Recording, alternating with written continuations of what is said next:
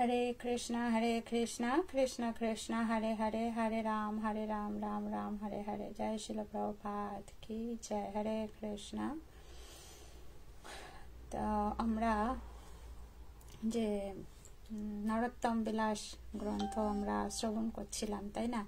তো সেটা তো আমাদের বিশ্রাম হয়ে গেছে। তো আমরা সেটাকে যে গৌড় পার্শ্বচরিতাবলী গ্রন্থ থেকে যে আমরা কন্টিনিউ শ্রবণ করছিলাম, তো আমরা আবার গৌড় পার্শ্বচরিতাবলীতে আমরা আবার পুনরায় প্রবেশ করছি। যদিও নরোত্তম দাস ঠাকুর গৌড় পার্শ্বচরিতাবলী গ্রন্থের হচ্ছে একটা পার্ট, তো আমরা আজকে শ্রবণ করব গৌড় পার্শ্বচরিতাবলী গ্রন্থ থেকে শ্রী বক্রেশ্বর পণ্ডিত। তো এটা আমি কিছুটা হচ্ছে চর্চা করেছিলাম, তবে আমরা আবার প্রথম থেকেই করছি, ঠিক আছে? বক্রেশ্বর পণ্ডিত সম্পর্কে আমরা একটু শ্রবণ করেছিলাম, কিন্তু আমরা আজকে আবার, কারণ অনেক দিন হয়ে গেছে, আর ভগবানের পার্শ্বদের কথা আমরা যত শ্রবণ করব ততই মঙ্গলদায়ক, তাই না? তো আমরা বক্রেশ্বর পণ্ডিত সম্পর্কে আজকে শ্রবণ করব। তো হরে কৃষ্ণ, কৃপা রাখবেন। তো আশা করি সকলে গুরু কৃষ্ণের কৃপায় ভালো আছেন, ভালো থাকেন, এই প্রার্থনা রাখি। তো শুরু করি। হরে কৃষ্ণ। ওম অজ্ঞানতিমিরান্ধাস্য জ্ঞানাঞ্জনশলাকয়া চক্ষুর্মিলিতাং येन তস্मै শ্রী গুরুবে নমঃ। শ্রী চৈতন্য मनोभीष्टं स्थापितं येन भूतले स्वयं रूप कदा मह्यं ददाति स्वपदान्तिकम्। वन्देऽहं श्रीगुरु श्रीयुतपादकमलं श्रीगुरुवैष्णवांश्च श्रीरूपं सग्रजातं सहोगण रघुनाथं वितं तं सजीवं सद्वैतं सवधूतं परिजनसहितं कृष्ण चैतन्यदेवं श्रीराधा कृष्ण पादान् सहोगण ललिता श्रीविशाखान्वितांश्च। नामं विष्णुपादाय कृष्णप्रेष्ठाय भूतले श्रीमते जयपताका स्वामिनीति नामिने। नामाचार्यपादाय निथाय कृपाप्रदायिने गौरकाथधामोदाय नगरग्रामोदारिणे। नामं विष्णुपादाय कृष्णप्रेष्ठाय भूतले श्रीमते भक्तिवेदान्त स्वामिनीति नामिने। नमस्ते सरस्वती देवे गौरवाणी प्रचारिणे निर्विशेष शून्यवादी पाश्चात्यदेशोतारिणे। वाञ्छाकल्पतरुभ्यश्च कृपा सिन्धुभ्येव च पतितानां पावनेभ्यो वैष्णवेभ्यो नमो नमः। जय श्री कृष्ण चैतन्य प्रभु नित्यानंद श्री अद्वैत गदाधर श्रीवासादि गौरभक्तवृन्द। नित्यानंद नमस्तुभ्यं प्रेमानंद प्रदायिने खलो कल्मषनाशाय चरणपापतये नमः। आजानुलम्बितभुजकनकावदातो संकीर्तननितपितर कमलायताक्ष विश्वाम्भर द्विजवर जुगधर्मपालो वन्दे जगत्प्रियकर करुणायावतारो। हरे कृष्ण कृष्ण कृष्ण हरे हरे हरे राम राम राम हरे हरे। ओम नमो भगवते वासुदेवाय। ओम नमो भगवते वासुदेवाय। ओम नमो भगवते वासुदेवाय। नारायणं नमस्कृतं नरं चैव नरोत्तमं देवीं सरस्वतीं व्यासं ततो जयमुदीरयेत्।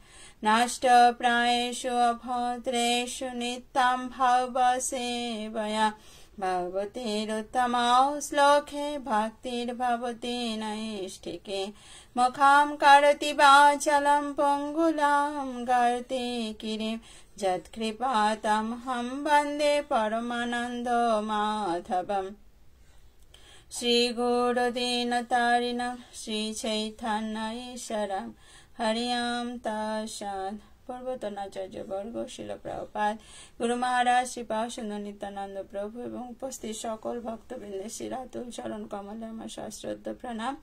वंशा कल्पतरुभ्यश्च कृपा सिन्धुभ्येव च पतितानां पावनेभ्यो वैष्णवेभ्यो नमः। अनंत कोटि वैष्णववृंद की जय। नमाचार्य श्री हरिदास ठाकुर की जय। शिल प्रभुपाद की जय। गुरु महाराज की जय। श्रीपाद सुंदर नित्यानंद प्रभु की जय। सकल उपस्थित गौर भक्तवृंद की जय। सकलेर जय जयकार की जय। हरे कृष्ण। तो आपनादेर सकलेर चरणे आमार विनम्र प्रणाम निवेदन करे आपनादेर आशीर्वाद एवं अनुमति निये आजके शुरू करछि गौड़पाद चरितावली ग्रंथ थेके श्री श्री बक्केश्वर पंडित सम्पर्के आजके आमरा श्रवण करब। तो सकले कृपा राखबेन। हरे कृष्ण। प्रणाम। हरे कृष्ण। तो बक्केश्वर पंडित चैतन्य महाप्रभुर पार्षदদের মধ্যে একজন অন্যতম ছিলেন।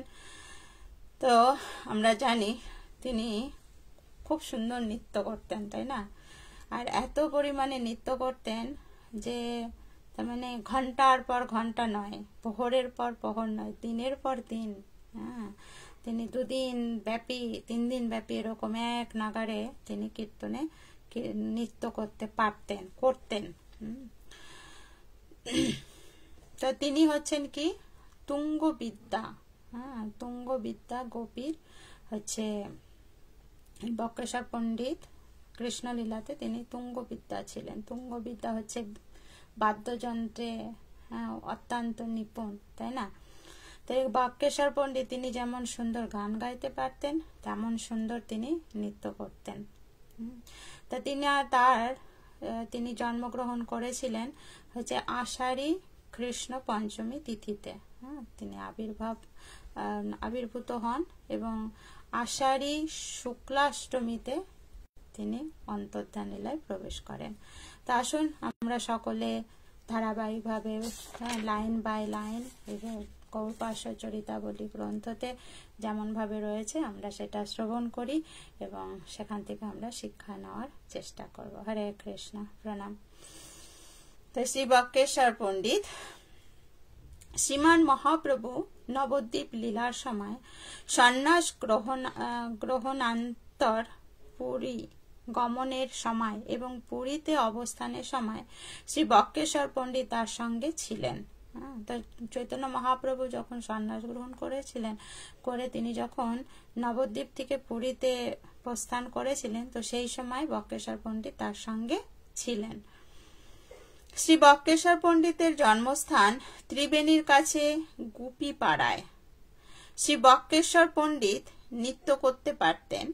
মহাপ্রভু যখন প্রথমে নবদ্বীপে মহাসংকীর্তন লীলা আরম্ভ করেন তখন বক্কেশ্বর পণ্ডিত একজন বড় গায়ক ও নর্তক ছিলেন।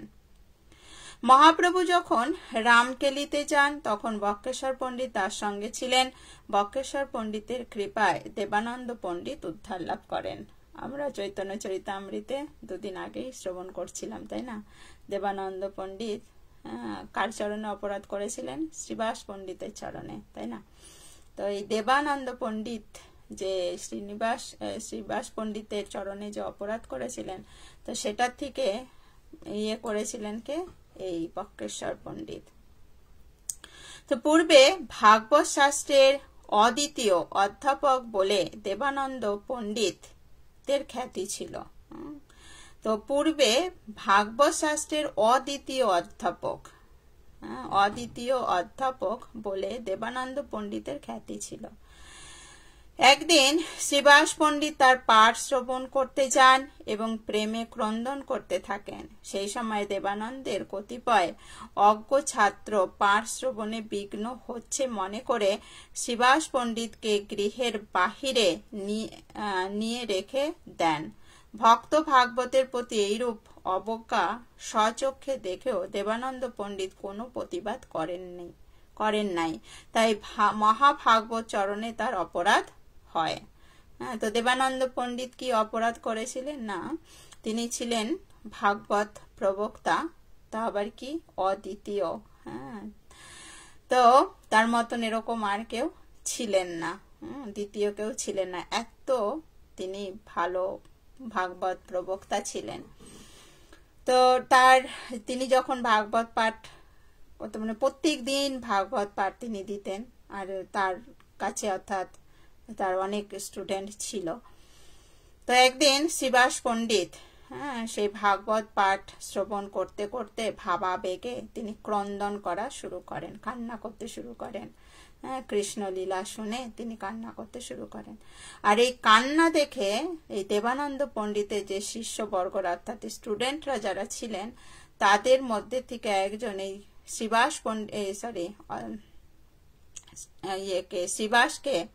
পণ্ডিতকে কি করলেন, সেখান থেকে তুলে বাইরে বের করে দিলেন। আর এটা দেবানন্দ পণ্ডিত দেখেও কোনো প্রতিবাদ করেননি। প্রতিবাদ করেননি।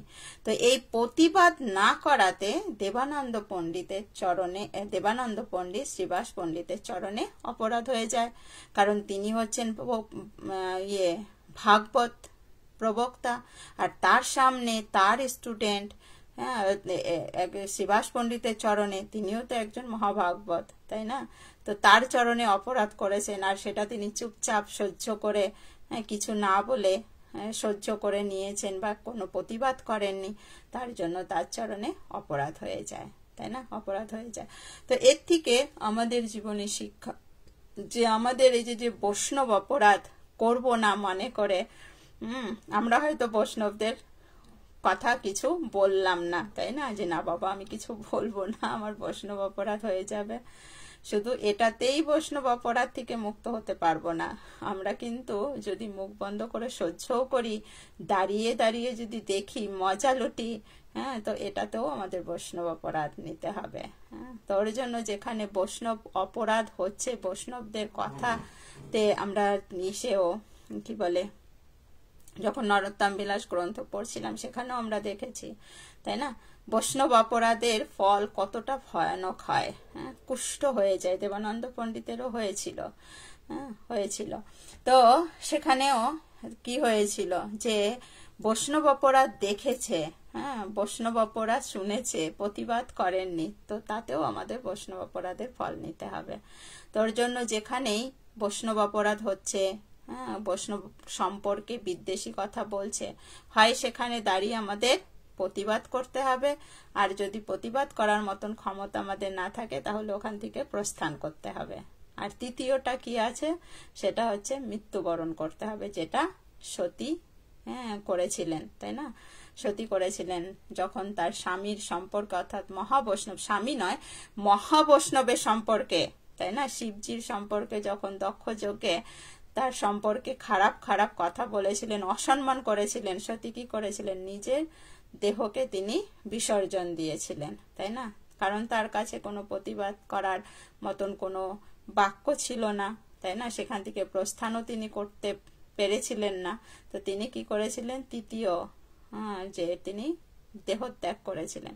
তো শিল প্রভুপাদ আমাদেরকে এটার ওপরে তিনি আমাদের বলেছেন যে আমাদের তৃতীয় নাম্বার নয়, আমাদের সব থেকে হচ্ছে উপযুক্ত, আমাদের যেরকম স্থিতি সেখান থেকে প্রস্থান করলেই আমাদের মঙ্গল। কারণ আমাদের যদি স্বাস্থ্য যুক্তি থাকে তাহলে অবশ্যই আমাদের প্রতিবাদ করা উচিত।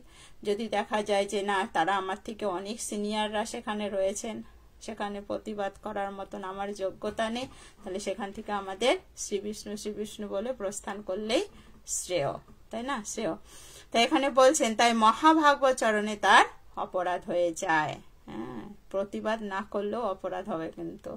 তো বেশি আমাদের খুব মানে চিন্তাশীল হতে হবে, তাই না, সাধু সাবধান, প্রত্যেক পদে পদে আমাদের বিপদের আশঙ্কা রয়েছে। তারপরে কি বলছেন, শ্রীমান মহাপ্রভু আত্মপ্রকাশ করে দেবানন্দের এইরূপ মহাভাগবত অবজ্ঞার কথা জানায় ভাগবত সম্বন্ধে অনেক উপদেশ দান করেন। তো যখন চৈতন্য মহাপ্রভুর কানে এটা গেল, তো চৈতন্য মহাপ্রভু এটার উপরে অনেক উপদেশ তিনি প্রদান করেছিলেন। তিনি বলেছিলেন, যারা গ্রন্থ ভাগবত পড়ে কিন্তু ভক্ত ভাগবতকে সমাদর করে না, তারা অপরাধী। তো শুধু গ্রন্থ ভাগবত যে আমি অনেক গ্রন্থ পড়ছি, অনেক ভাগবতম, চৈতন্য চরিতামৃত, গীতা সব আমি কি করেছি, সব মানে যাকে বলে আমাদের ইসের ভক্তি বেদান্ত, তাই না, ভক্তি বেদান্ত কোর্স করে ফেলেছি, কিন্তু আমি ব্যক্তি ভাগবতকে যদি আমি সম্মান না করতে পারি, তাহলে আমার এই গ্রন্থ ভাগবত পড়ে কোনো জীবনে লাভ হলো না। লাভ হলো না। তো ওর জন্য আমাদের যে গ্রন্থ আমরা, নিতাই সেবিনী মাতাজি তিনি বলছিলেন যে এখন আমাদের মনে এমন একটা যে গ্রন্থ আমাদের পড়তে বলা হয়েছে, গ্রন্থ আমরা পড়লে আমাদের চেতনা, চিন্তা চেতনার পরিবর্তন হবে, আমাদের হৃদয় নির্মল হবে, তাই না, দৈন্য ভাব আসবে। কিন্তু আমাদের কাছে উল্টোটা চলে আসছে যে আমি ভক্তি শাস্ত্রী করেছি, আমি ভক্তি বৈভব করেছি, আমি ভক্তি বেদান্ত করেছি, তাই না।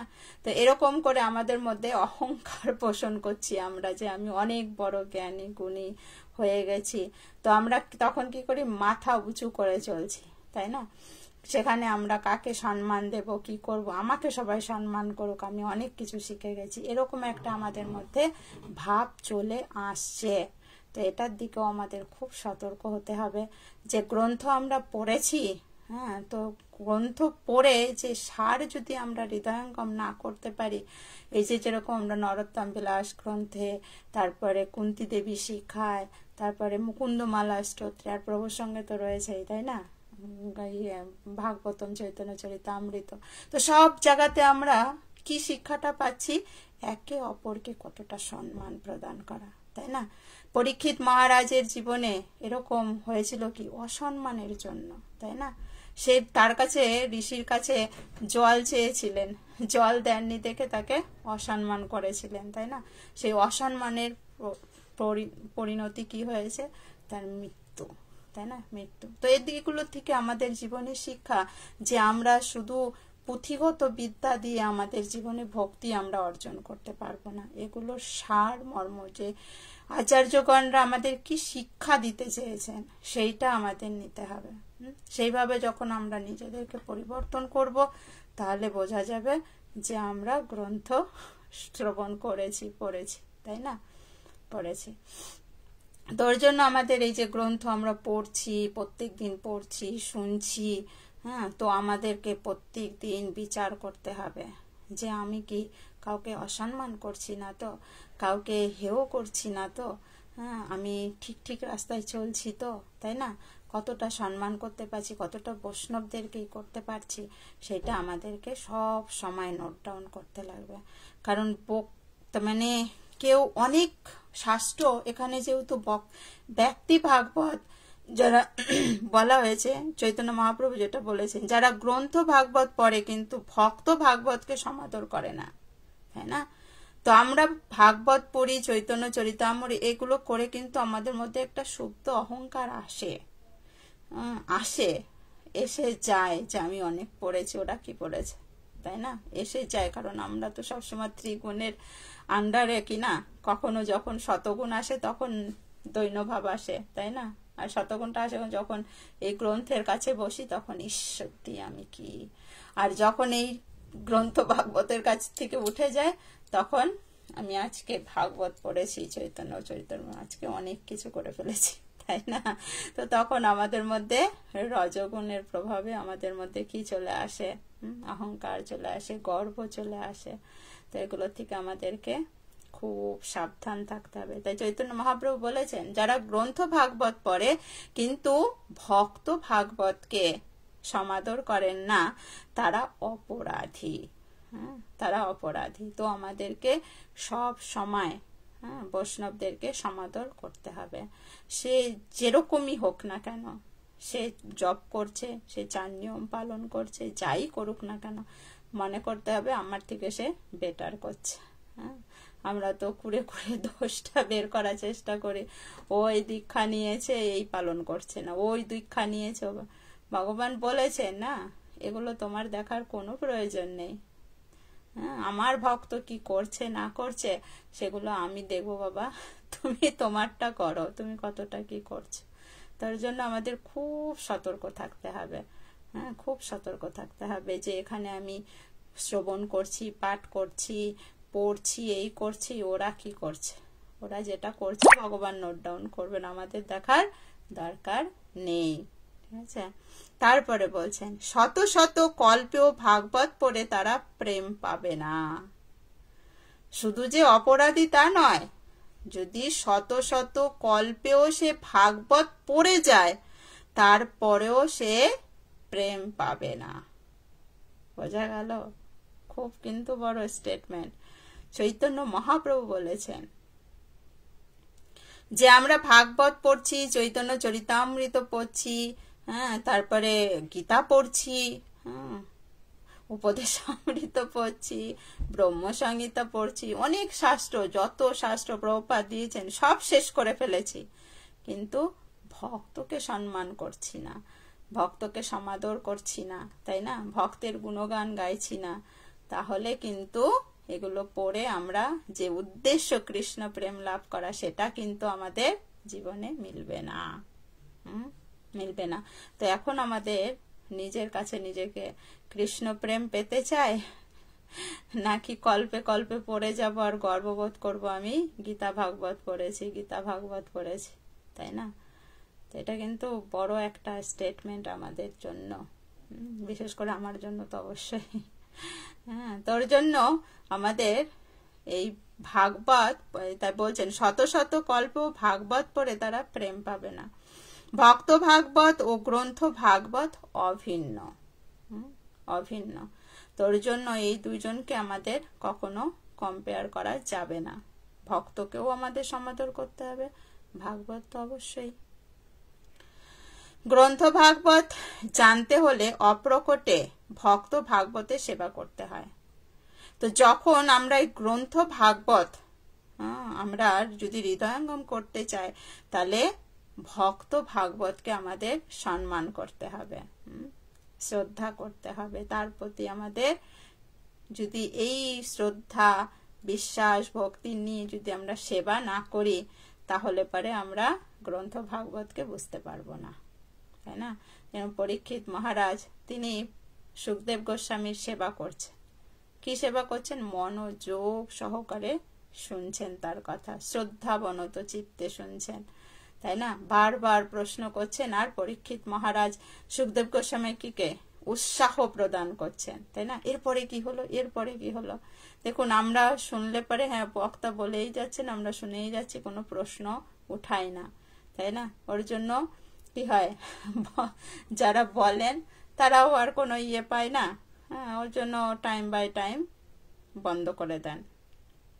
আর যখন এই ব্যক্তি ভাগবতকে শ্রোতারা যখন, এই ভক্তরা যখন আমরা প্রশ্ন করি, তখন দেখবেন কন্টিনিউ চলতেই থাকে।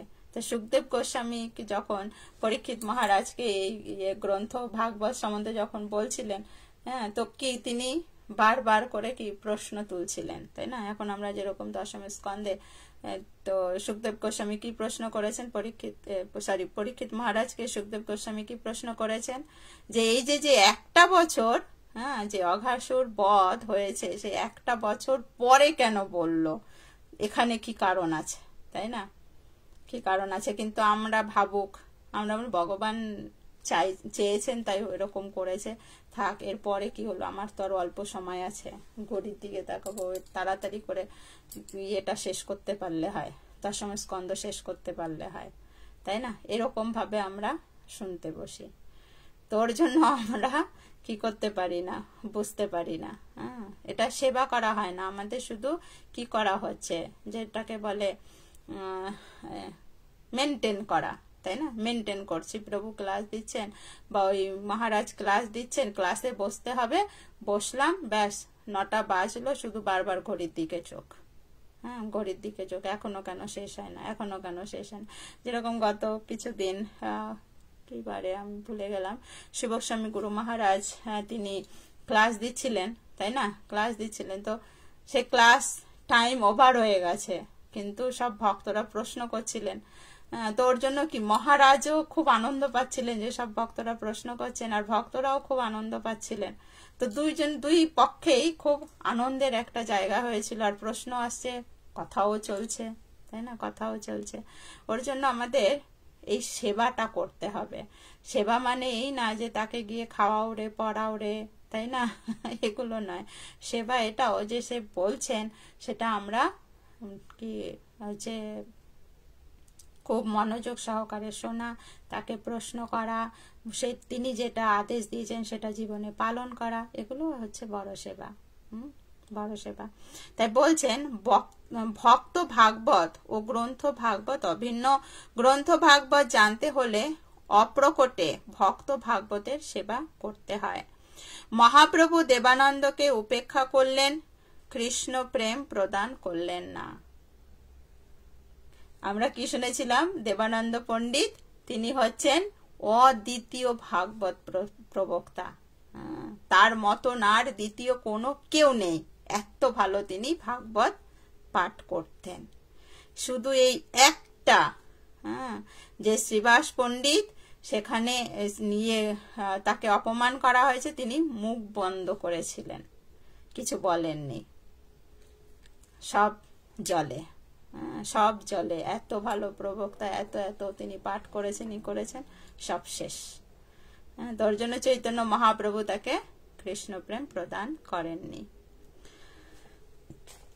সেটা আমরা চৈতন্য চরিতামৃততে আরো রয়েছে, যাই হোক এখানে যেটা রয়েছে সেটা নিয়ে আমরা চর্চা করি। তারপরে বলছেন, একদিন বক্রেশ্বর পণ্ডিত নবদ্বীপের কুলিয়ার এক ভক্ত গৃহে সন্ধ্যায় নৃত্য গীত করতে লাগলেন। কুলিয়া গ্রাম কোথায় সেটা জানেন? নবদ্বীপ, আগে কুলিয়া গ্রাম, কারণ এত ব্রাহ্মণ ছিলেন। এই নবদ্বীপ হচ্ছে ব্রাহ্মণদের যাকে বলা হয়,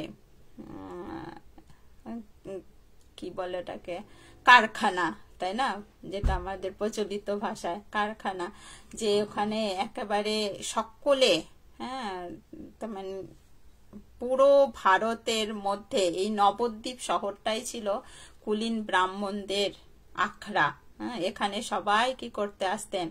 গ্রন্থ অধ্যয়ন করতে আসতেন, শিক্ষা নিতে আসতেন এই নবদ্বীপ গ্রামে। এখন নবদ্বীপ পরিক্রমা চলছে, তাই না, কৃষ্ণা। তা বলছেন, একদিন শ্রী বক্রেশ্বর পণ্ডিত নবদ্বীপের কুলিয়ার এক ভক্ত গৃহে সন্ধ্যায় নৃত্য গীত করতে লাগলেন। দেবানন্দ পণ্ডিত খবর পেয়ে সেখানে গেলেন এবং বক্রেশ্বর পণ্ডিতের দিব্য প্রেমাবেশ দেখে মুগ্ধ হলেন। মনে রাখবেন কিন্তু সিকোয়েন্সটা, যে তিনি শ্রীবাসের চরণে অপরাধ করলেন, তারপরে চৈতন্য মহাপ্রভু তাকে প্রেম দেননি, তিনি তাকে কি করেছিলেন? প্রেম থেকে বঞ্চিত করেছিলেন। এবার একদিন বক্রেশ্বর পণ্ডিত তিনি কি করছেন? নৃত্য করছেন প্রেমাবেশে, একবারে তিনি ভগবানের নাম হচ্ছে, কীর্তন হচ্ছে, আর তিনি প্রেমাবেশে নৃত্য করে যাচ্ছেন। তো এই নৃত্য দেখে এই দেবানন্দ পণ্ডিত কি হয়েছেন? মুগ্ধ হয়ে গেছেন, এত সুন্দর নৃত্য তিনি করছেন। ক্রমে লোকের খুব ভিড় হতে লাগলো, শ্রী দেবানন্দ পণ্ডিত তখন একখানি বেত্র হাতে সে ভিড় সামলাতে লাগলেন, যেন শ্রী বক্রেশ্বর পণ্ডিত ঠাকুরের নিত্য কীর্তনে কোনো বিঘ্ন না হয়। এই রূপে দ্বিপ্রহর রাত্রি পর্যন্ত শ্রী বক্রেশ্বর পণ্ডিত মহানৃত্য গীত করলেন। পরে বক্রেশ্বর পণ্ডিত বসলে দেবানন্দ পণ্ডিত তাকে দণ্ডবৎ করলেন। তার এ সেবায় শ্রী বক্রেশ্বর পণ্ডিত বড় খুশি হয়ে তাকে আশীর্বাদ করলেন, কৃষ্ণ ভক্তি হোক। হরি বল। সেই দিন থেকে দেবানন্দ পণ্ডিতের কৃষ্ণ ভক্তি হলো, ভক্তের আশীর্বাদে কৃষ্ণ ভক্তি হয়। হরে কৃষ্ণ। তো এই দিকে এক ভক্তের চরণে অপরাধ করে কৃষ্ণ প্রেম পেল না, কৃষ্ণ ভক্তির থেকে বিচ্যুত হয়ে গেল। আবার এইদিকে আর এক ভক্তের সেবা করাতে কি হয়ে গেল? কৃষ্ণ ভক্তি পেয়ে গেল। তা আমরা বুঝতে পারছি ভক্তের চরণ কতটা আমাদের জন্য ইম্পর্টেন্ট, যে চরণে আমাদের সব থেকে ডেঞ্জারাস আবার সব থেকে ইম্পর্টেন্ট, তাই না? তো এই ভক্তের চরণ আমাদের ছাড়া যাবে না, আর খুব সতর্ক সহিত আমাদের সেবা করতে হবে যাতে অপরাধ না হয়, তাই না? অপরাধ না হয়। এখানে দেবানন্দ পণ্ডিত কি করেছেন, বক্রেশ্বর পণ্ডিত নৃত্য করছেন, আর সেই নৃত্যতে যাতে কোনো ব্যাঘাত না হয় তার জন্য তাকে কি করেছিলেন, লাঠি হাতে নিয়ে গার্ড দিয়ে রেখেছিলেন, যে তার নৃত্যতে যেন কোনো রকম তার মানে ইয়ে না হয়, ডিস্টার্ব না হয়। সেই যে প্রেমাবেশে ভগবানের জন্য নৃত্য করছেন সেটাতে তিনি সাহায্য করেছেন। আর কি করেছেন, প্রণাম করেছেন। হ্যাঁ, প্রণাম করেছেন। ওর জন্য আচার্যগণ এবং আমাদের গুরুবর্গগণ বলেন যে কোনো ভক্তের চরণে আমাদের অপরাধ হয়ে গেছে, জেনে বুঝে হোক অজান্তে হোক, তো সেখানে আমাদের আর এক ভক্তের কাছে গিয়ে আমরা যদি ক্ষমা প্রার্থনা করি, তার সেবা করি, তাহলে আমাদের সেই অপরাধ কেটে যায়, তবে সেটা নিষ্কপটে, তাই না? একজনের চরণে আমি হিংসা করে দ্বন্দ্ব দ্বিধা করে অপরাধ করলাম, যা, তাই না? তার কাছে গিয়ে ক্ষমা চাইবো না। অন্য ভক্ত বলা হয়েছে অন্য ভক্তের সেবা করব তাহলে কেটে যাবে, না, এমনটা করলে হবে না। হ্যাঁ, আমাদের হৃদয়ে ভগবান বসে আছে, দেখছে, তাই না? ওর জন্য আমাদের নিষ্কপট সেই ভক্ত যদি উপস্থিত থাকে অবশ্যই সেই ভক্তের কাছে গিয়ে আমাদের ক্ষমা চাইতে হবে। তো সেই ভক্ত যদি সেখানে উপস্থিত না থাকেন তো অন্য ভক্তের সেবার মাধ্যম দিয়ে সেটা কেটে যাবে। তো এখন এখানে আমাদের প্রশ্ন আসতে পারে যে দেবানন্দ পণ্ডিত তাহলে যখন বক্রেশ্বর পণ্ডিতকে বক্রেশ্বর পণ্ডিতের সেবা করলেন তখন শ্রীবাস পণ্ডিত কি উপস্থিত ছিলেন না? ছিলেন, হ্যাঁ ছিলেন। তো সেটা আমরা চৈতন্য চরিতামৃত থেকে পাই, হ্যাঁ, যে দেবানন্দ পণ্ডিত কি হয়েছিল, তার কুষ্ঠ হয়ে গেছিল, তাই না? শ্রীবাস পণ্ডিতের চরণে অপরাধ করার ফলে তারপরে তিনি বুঝতে পেরেছিলেন। তো তিনি বুঝতে পেরে শ্রীবাস পণ্ডিতের কাছে থেকে অপরাধ ক্ষমা চেয়েছিলেন, তাই না? চেয়েছিলেন, কিন্তু চৈতন্য মহাপ্রভু রুষ্ট হয়েছিলেন, তার জন্য তাকে কৃষ্ণ প্রেম দেওয়া হয়েছিল না।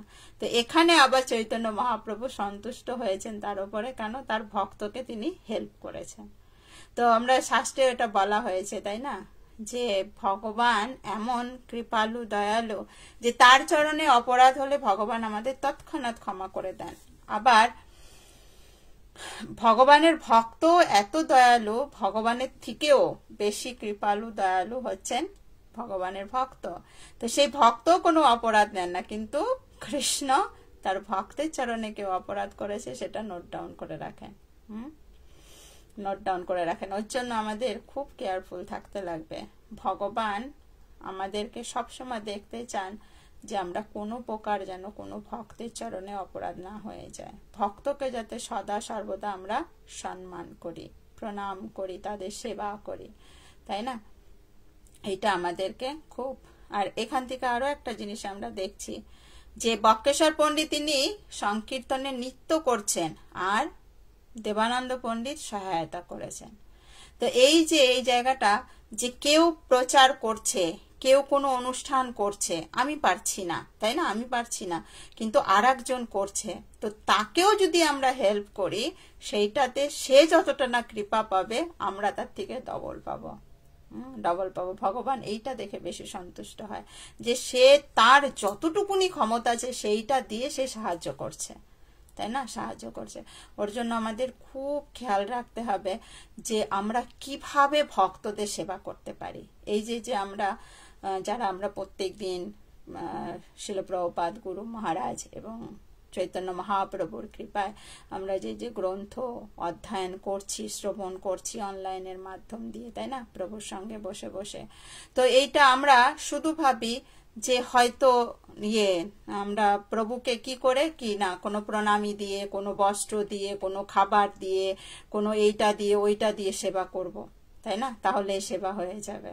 এই সেবাটা তো আছেই, কিন্তু তার থেকে বেশি বড় ইম্পর্টেন্ট সেবা হচ্ছে তাকে সাহায্য করা প্রচারে, তাই না, প্রচারে সহায়তা করা, কারণ তিনি চাইছেন ভগবানের নাম প্রচার করতে।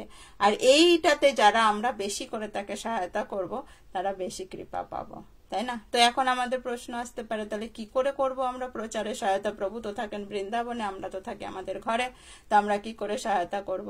সেটা সহায়তার একটা খুব ভালো উপায় বেশি করে শেয়ার করা। তারপরে যারা আমরা যেরকম আমাদের সচিমাতা করে থাকেন, প্রভুর কাছ থেকে যেগুলো শোনেন আরো 5 জনের কাছে গিয়ে বলা, তাই না? তো এইভাবে আমরা তাকে সহায়তা করতে পারি। আর এটা কি শ্রীপাদ সুন্দর নিত্যানন্দ প্রভুকে সহায়তা করা না, তার মাধ্যম দিয়ে শিল প্রভুপাদ গুরু মহারাজের সেবা করা, শুদ্ধ ভক্তদের সেবা করা, কারণ তারা এটা বলেছেন। আর তার ঠিক হচ্ছে কি চৈতন্য মহাপ্রভু, কারণ চৈতন্য মহাপ্রভু বলে গেছেন, তাই না? যে পৃথিবীতে আছে যত নগর আদি গ্রাম, সর্বত্র প্রচার হইবে মোর নাম। তারপর আর একটা স্টেটমেন্ট তিনি কি বলেছেন, ভারত ভূমিতে জন্ম হইল যার, নিজ জন্ম সার্থক করি করো পর উপকার, তাই না?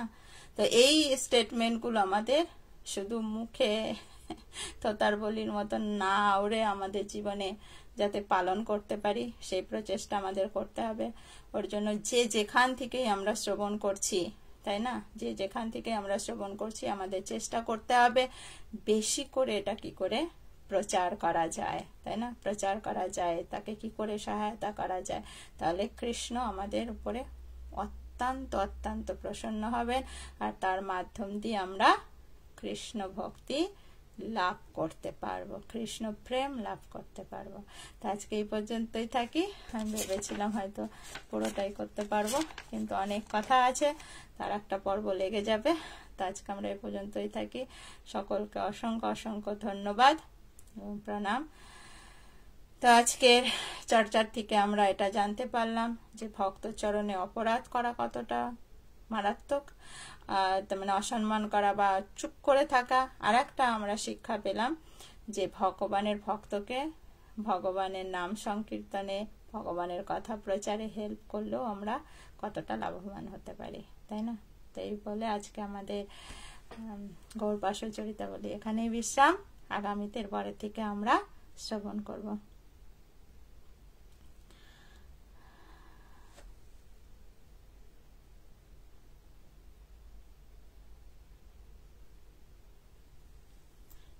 বলছেন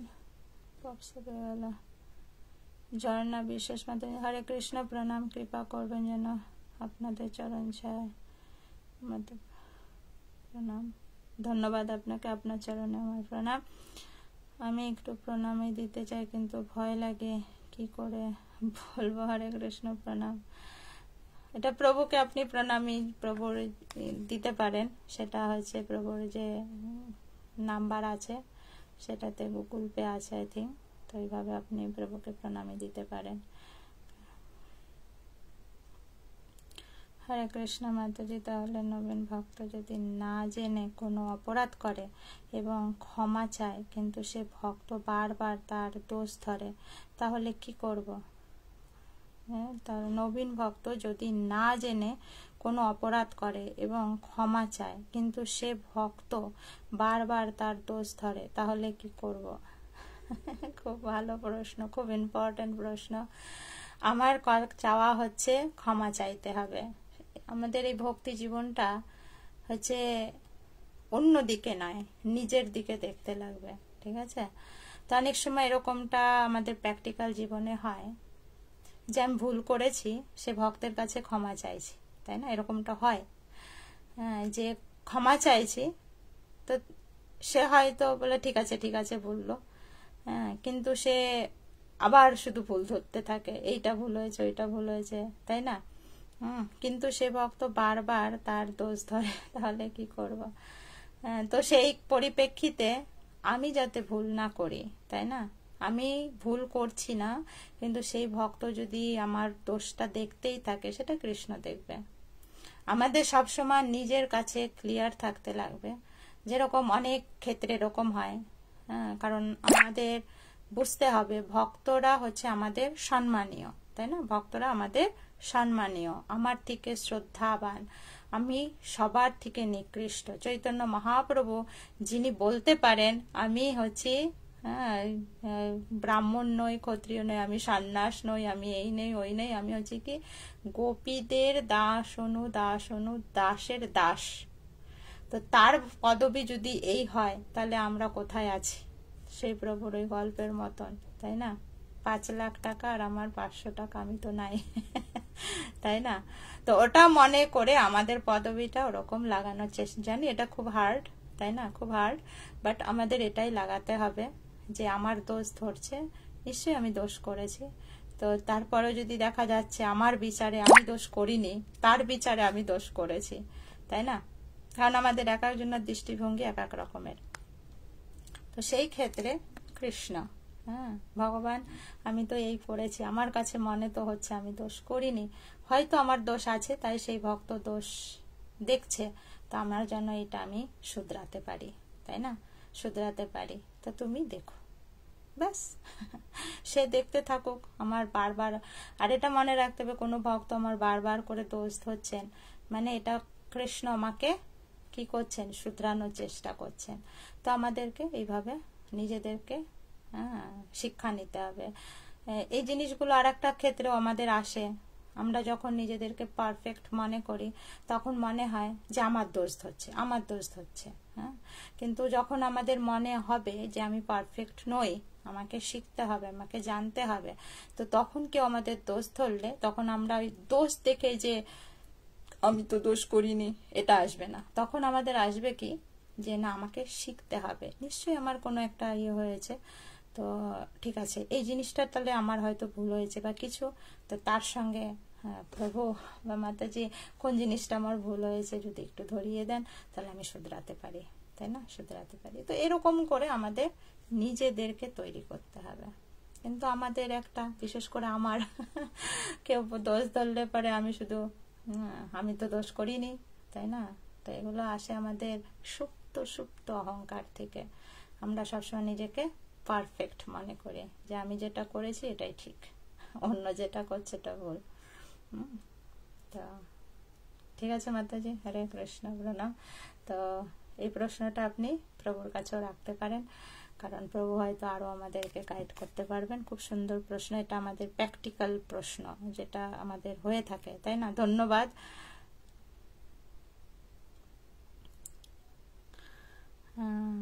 খুব ভালো।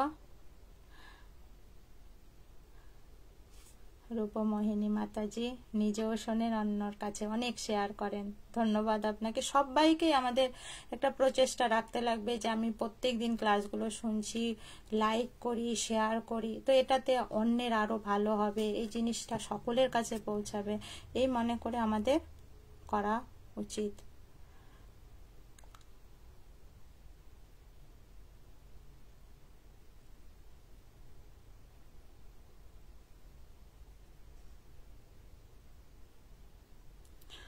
সব সময় নিজস্ব, আচ্ছা, ধন্যবাদ।